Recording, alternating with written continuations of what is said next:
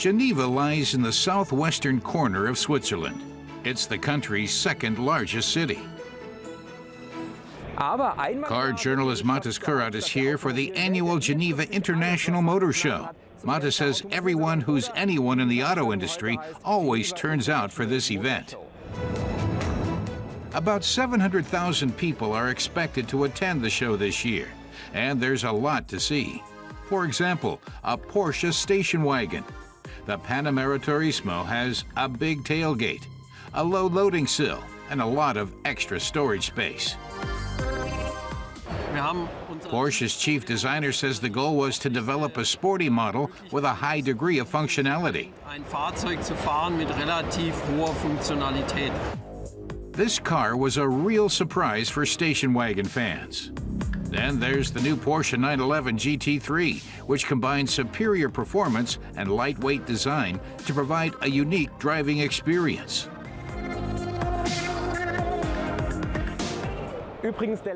Mathis says the GT3 features a 4-liter engine and has an output of 368 kilowatts.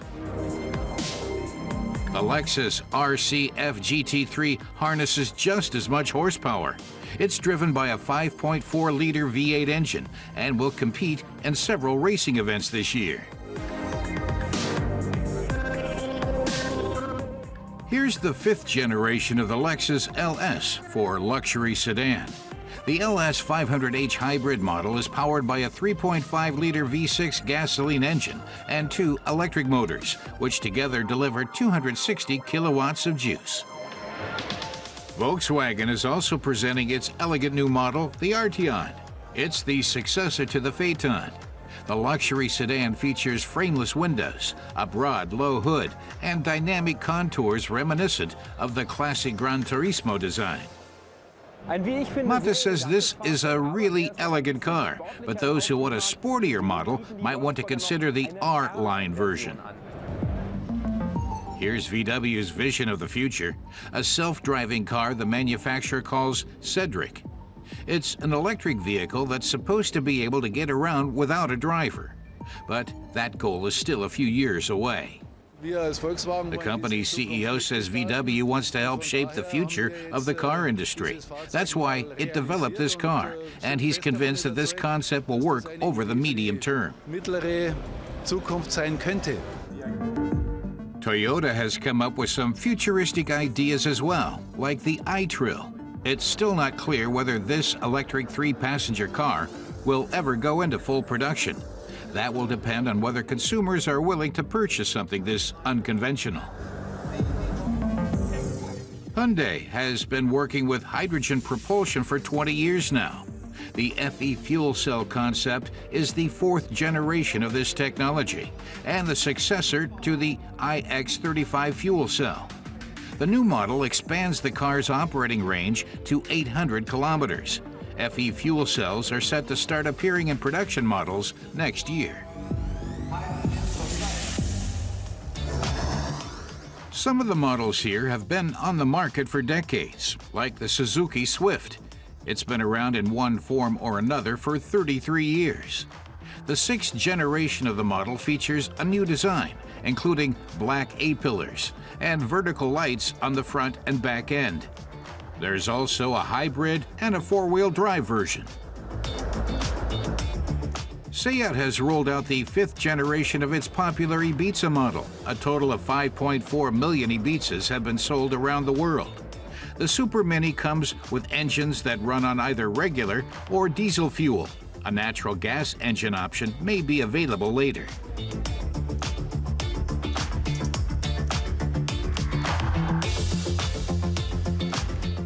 And everyone's seen smart cars darting around the city. This limited edition model is making its debut this year in Geneva. The Smart Brabus 4.2 Convertible Edition No. 2. Just 100 of them will be made in all.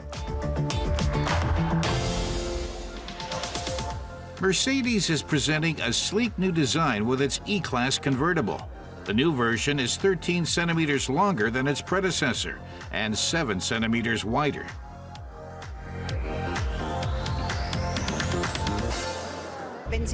Daimler board member Britta Seeger says it offers maximum driving enjoyment without sacrificing comfort or space. The E-Class convertible is 4.83 meters long, which makes it bigger than similar Audi or BMW models. Mata says the convertible completes the package of E-Class models that Mercedes has on offer. Opel is focusing on crossover designs this year. Here's their new Crossland X compact SUV. It may look small outside, but there's plenty of room within. It's got an attractive overall design, and you can choose the color of the roof.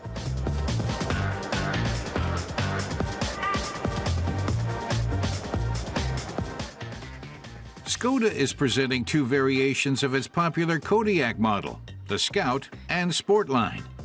Silver design details front and back really make this model stand out. And for off-road adventures, the Scout comes equipped with underbody protection.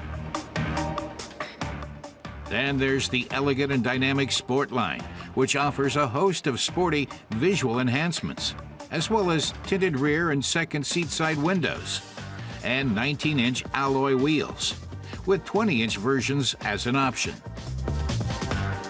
This is the 50th time Japanese automaker Mazda has taken part in the Geneva Auto Show. They're celebrating with the premiere of the CX-5, the second generation of their compact crossover SUV.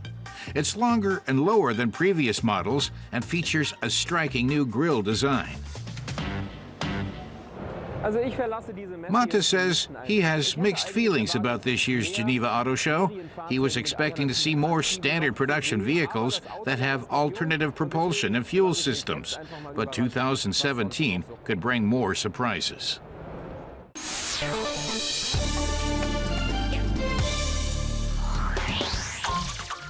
The Honda Civic has passed a milestone. It's the Japanese fastback's 10th generation. The Japanese model has been on the road for over 40 years and racked up over 18.5 million sales worldwide. Now, the 10th generation flaunts major changes inside and out.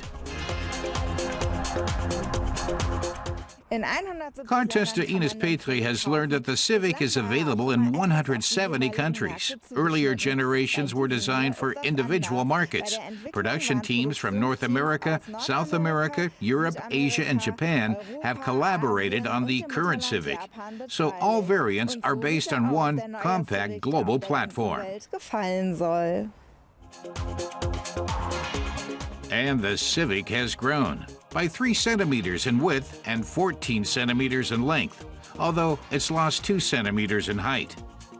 That, together with the longer wheelbase and short overhangs, gives the new generation a noticeably sportier look. In front, larger air intakes in chrome or piano black wings sweeping over the headlights give the model a leaner, meaner look. In back, exhausts with rear diffusers, and not one but 2 spoilers give the Civic the feel and sound of power. Folding the rear seats down expands cargo space to almost 1,200 liters, and Honda cleverly replaced a cumbersome full-width old cover with a roll-up cargo cover that saves space and time when retracting and extending it.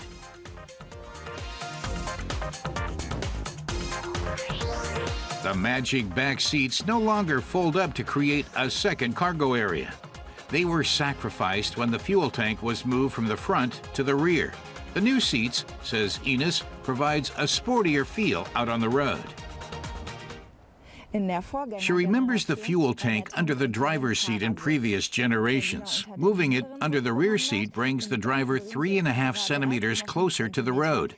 And lowering the hood by 6.5 centimeters and narrowing the A-pillar has improved the sight lines to the road. Und in Kombination mit der schmalen A-Säule hat man nach vorne raus einen guten Überblick.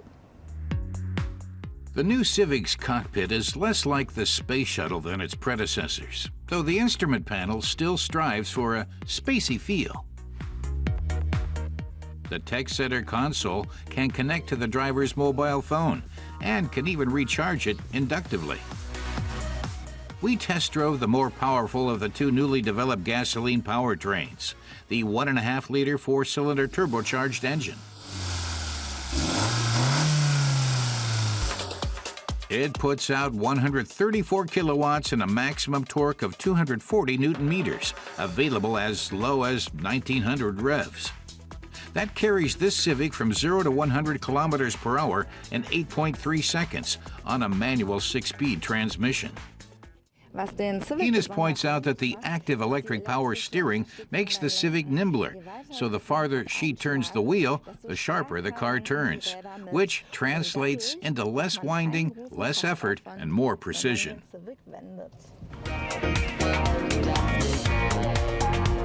In addition, the test car adjusts the suspension with two driving modes, Comfort and Sport.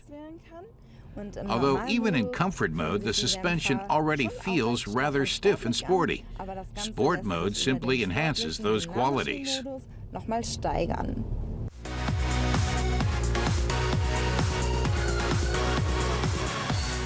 A peek inside the dynamically styled body reveals a substructure with more high-strength steel and a passenger compartment with double-sided galvanized steel panels.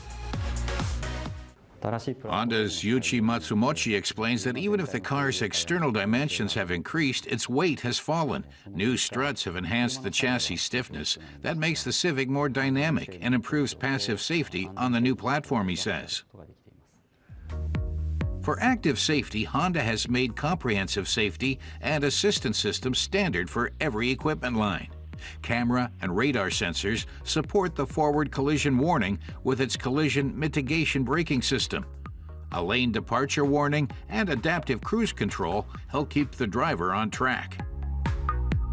What Ines loves about the Civic is its two-color design, especially when one of the two is white.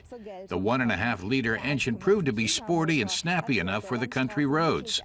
And she stresses that Civic buyers get an impressive safety package as standard with every equipment line. Ein dickes Sicherheitspaket serienmäßig mit dazu. In Germany, the base version of the 10th generation Civic starts at just under 20,000 euros. More expensive packages offer a choice between a manual 6-speed or a CVT automatic transmission.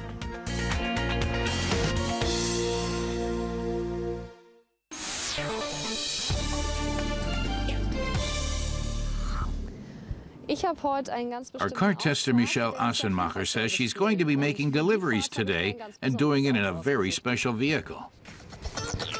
This is it, a Tesla Model S, the first fully electric luxury sedan ever produced in series. Obviously, you can't fill it up at the corner gas station. It needs to be charged, and that goes quickest at one of the car maker's special charging stations. So Michelle plans to stop at one in the course of today's driving. The first few minutes in the Model S take some getting used to, she says, because unlike with combustion engines, acceleration is instantaneous and continuous. The 90 kilowatt-hour battery feeds power to dual motors, controlling the front and rear axles. So the Model S is also an all-wheel drive. It can hit 100 kilometers an hour from a dead stop in under 5 seconds. And Tesla claims it has a range of over 550 kilometers. Michelle's test car costs more than 103,000 euros in Germany. She admits that she was a little confused by the control panel at first because it isn't clear straight off what is what. But all the important information does appear on it, she says, as well as here on the display. Like the control panel, charging is supposed to be simple, and Michelle will definitely have to charge up pretty soon. The panel is telling her that by the time they arrive at her planned destination, the battery will be down to just 3% power, and then only if she drives under 100 kilometers an hour. To make sure she doesn't end up stalled on the side of the road, Michelle heads for the nearest charging station.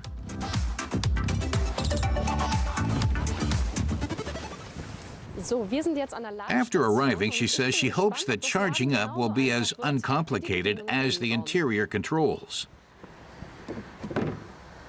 warten mal.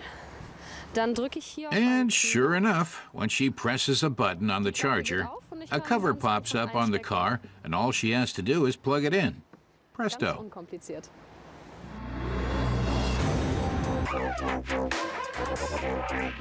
At first glance, the Model S looks a little odd because, unlike conventional cars with combustion engines, it doesn't have a radiator grille. That gives the Tesla a futuristic appearance.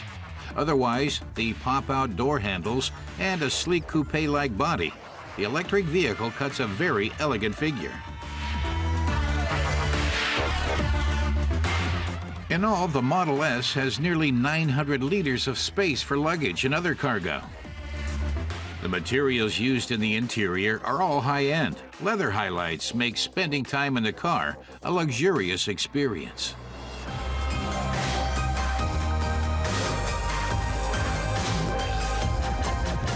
So, der Tesla hat Now that the Tesla has charged up, says Michelle, she can get back behind the wheel. But first, she has to push a button before disengaging the cable.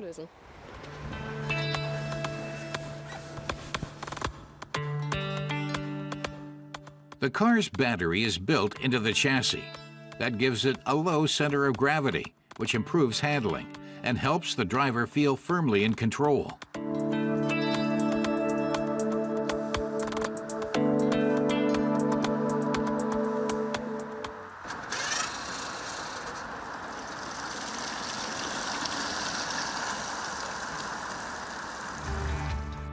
The two motors, one on the front axle, one on the back, operate independently of each other. That ensures excellent traction.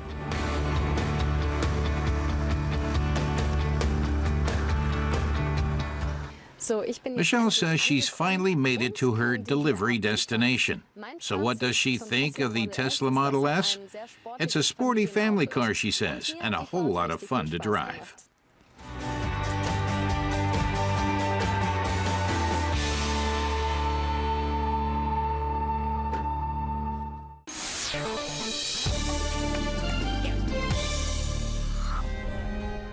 The Scottish Highlands provide the perfect backdrop for a ride in a very special antique car. At close to 6 meters in length, the Bentley 8-liter was the biggest passenger car made in Britain in its day. Between 1930 and 1932, exactly 100 of the handcrafted models were produced. Our classic car expert Christoph Bauer says that when you hear the name Bentley today, you automatically think of fast luxury sedans or classic GTs.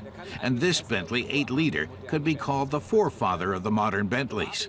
At the time, they sold it as the world's finest car, as the perfect mix of comfortable, quiet city car and quick, powerful sports car. Though Christoph feels that when searching for a parking spot, 6 meters is just too big for a city car. Als Stadtauto doch ein bisschen überdimensioniert.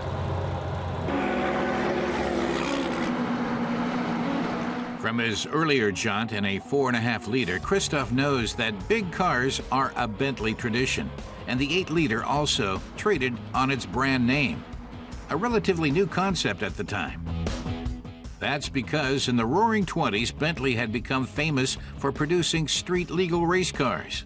By 1930, the brand had clocked up 5 victories in the 24 Hours of Le Mans race. Christoph tells us that the 8-liter's predecessors, which had proven winners in Le Mans, were famous for the roar of their motorsport engines. But the 8-liter's designer, W.O. Bentley, wanted it to be different. His motto was, "Silence is golden." And Christoph thinks he succeeded because there's little sound to be heard. A bit of engine noise and a bit of wind noise. But for a car from the 30s, it's very silent. Für so ein Auto aus den 30er Jahren, very silent. Along with the purposely built 21-inch rims and special tires, the extremely heavy chassis makes for a smooth and comfortable ride. Even without its body, the Bentley weighs close to 1,700 kilos. Das Fahrzeug kommt Christoph says that with the body, the vehicle weighs at least 2.5 tons. Yet Bentley also wanted its top speed to be no less than 160 kilometers an hour. So the car needed good brakes, which is why all four wheels were fitted with vacuum servo-assisted drum brakes.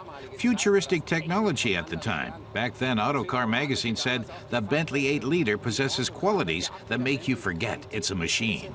Die einen vergessen lassen, dass es sich hier eine Maschine handelt. In the early 1930s, Bentley was ahead of its time. But these days, no one would describe this juggernaut of a car as having precision steering or agile handling. Christoph finds driving the 8-liter a strenuous endeavor.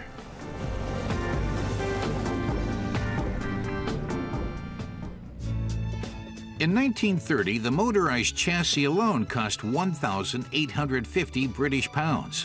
That's the equivalent of almost 400,000 euros today. Those who could afford such luxury usually ordered a chauffeur along with the car.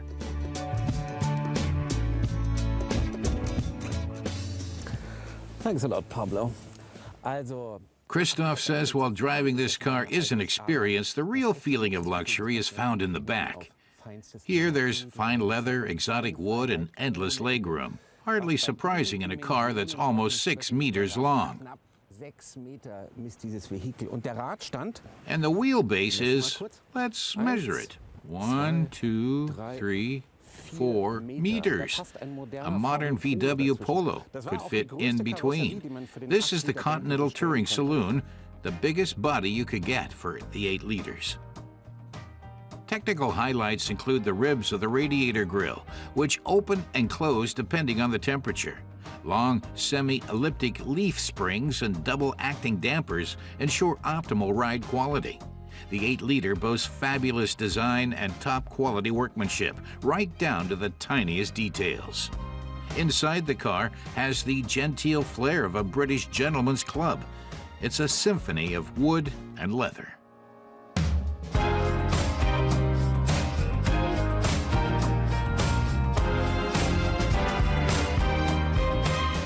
No doubt about it, the Bentley 8-liter is impressive from any angle. And here, under the hood, Christoph points out the huge 6-cylinder engine with 8 liters of cubic capacity.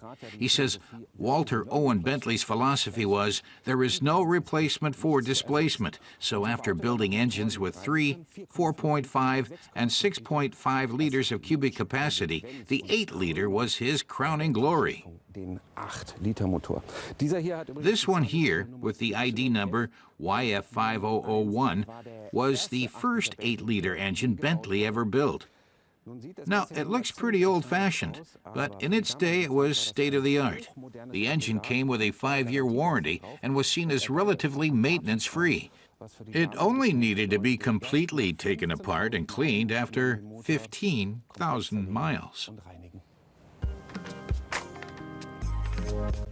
Special twin carburetors feed the huge straight-six engine.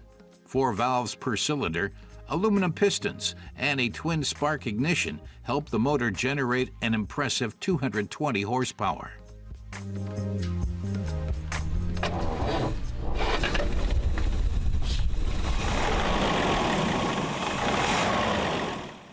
The crankcase and the oil pan are made from Electron, a magnesium alloy. Many of the engine's component parts already had a proven track record in Bentley's race cars. Smooth and reliable, the 8-liter delivers maximum output at a relaxed 3,300 RPM. Christoph says that the Bentley 8-liter was probably the best car of its day, but unfortunately the stock market had crashed. The Great Depression of the 1930s also affected Bentley's elite clientele, but Walter Owen Bentley refused to acknowledge that. He spared no expense in the construction of the 8-liter and drove his company into financial ruin.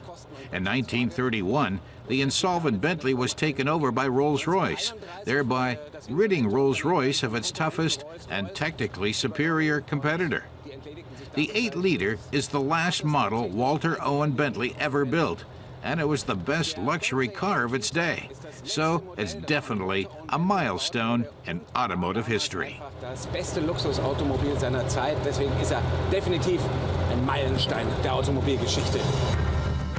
But to buy one in good condition today will set you back over €1 million.